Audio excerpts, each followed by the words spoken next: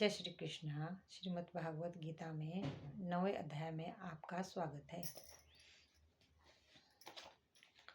श्री कृष्ण बोले, हे अर्जुन, तुम में ईर्ष्या नहीं है, इसलिए अति गुप्त शास्त्रीय ज्ञान और अनुभव तुमसे कहता हूँ। जानकर तुम्हारा अनुभव ना होगा। यह ज्ञान सब विद्याओं में श्रेष्ठ तथा सब गोपनीयों में गुप्त एवं परम पवित्र, उत्तम फल वाला और धर्म युक्त है। साधन करने वाले में बड़ा सुगम और नष्ट नहीं होता। हे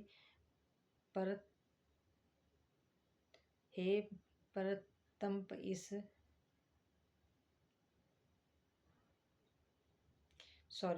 धर्म युक्त है। साधन करने में बड़ा सुगम और नष्ट नहीं होता, परंतु इस धर्म पर जो श्रद्धा नहीं रखते वे मुझे नहीं पाते और इस मृत्यु युक्त संसार में बार बार लौटते हैं। मैं अव्यक्त हूँ और मैंने ही यह जगत प्रकट किए हैं। सब प्राणी मुझ में स्थित है, किंतु मैं उनमें नहीं हूँ।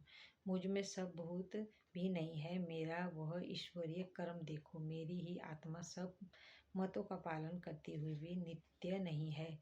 जिस प्रकार सर्वत्र बहने वाली महान वायु समस्त आकाश में व्याप्त है, उसी प्रकार समस्त भूत मुझ में है। ऐसा समझो हे कौतन्य, सभी जीव कल्प के अंत में मेरी आकृति में आ मिलते हैं और कल्प के प्रारंभ में उसको फिर उत्पन्न करता हूँ। अपनी प्रकृति का आश्रय लेकर उसके गुण व स्वभाव वाले समस्त भूत वर्ग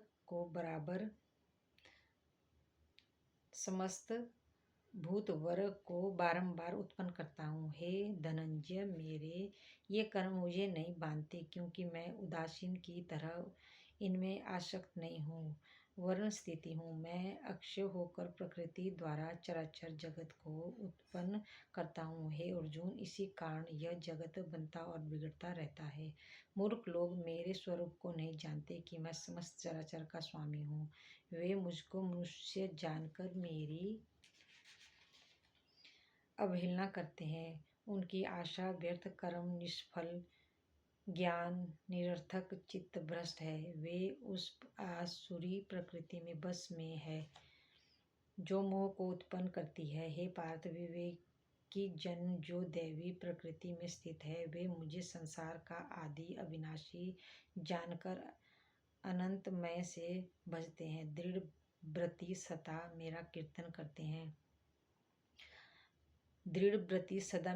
करते हैं और भक्ति से उपासना करते हैं। कोई ज्ञान योग से पूजन करते हुए मेरी उपासना करते हैं, कोई एकत्व से, कोई पृथकत्व से और कोई मुझे अनेक रूप वाला विश्व रूप मानकर उपासना करते हैं। श्रोत यज्ञ में हूँ, समार्थ यज्ञ में हूँ और पितृयज्ञ में हूँ तथा औषधि मंत्र होम का साधन धृत अग्नि और होम भी मैं ही हूँ। इस जगत का पिता माता, धारण करता पितामह, जानने योग्य पदार्थ ओंकार, ऋग्वेद, समवेद और यजुर्वेद में ही हूँ। गति पालन करता प्रभु, साक्षी, निवास स्थान, रक्षक, मित्र, उत्पन्न करने वाला, संहार कारक, आधार, प्रलय स्थान और अविनाशी बीज में ही हूँ।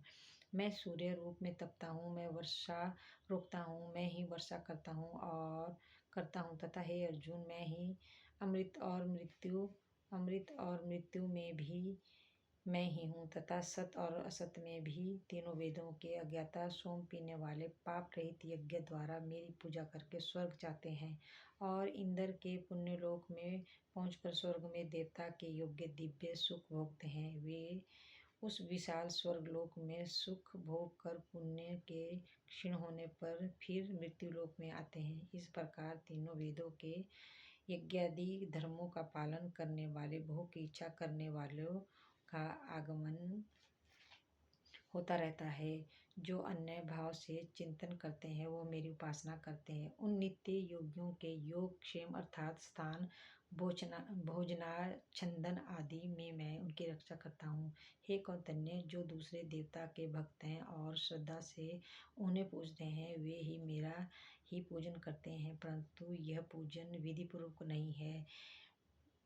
सब यज्ञों का भोक्ता और स्वामी मैं ही हूँ। जो मेरे इस तत्व को नहीं जानते हैं वे आवागमन से नहीं छूटते हैं। देवता के पुजारी देवलोक को, पिंजरों के पूजक पितृलोक को, यज्ञादियों के पुजारी यक्षलोक को और मेरा पूजन करने वाले मुझे पाते हैं। भक्ति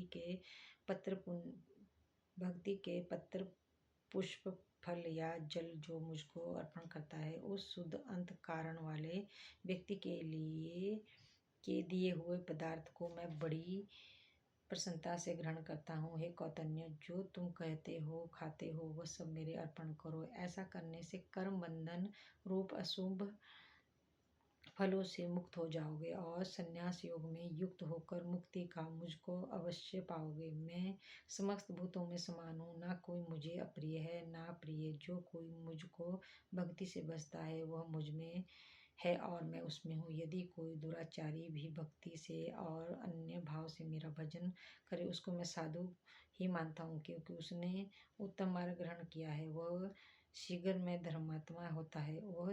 धर्मात्मा होता है और चिरस्थायी शांति को पाता है। हे कौतन्य, यह निश्चय जानो कि मेरा भक्त कभी भी नाश को प्राप्त नहीं होता।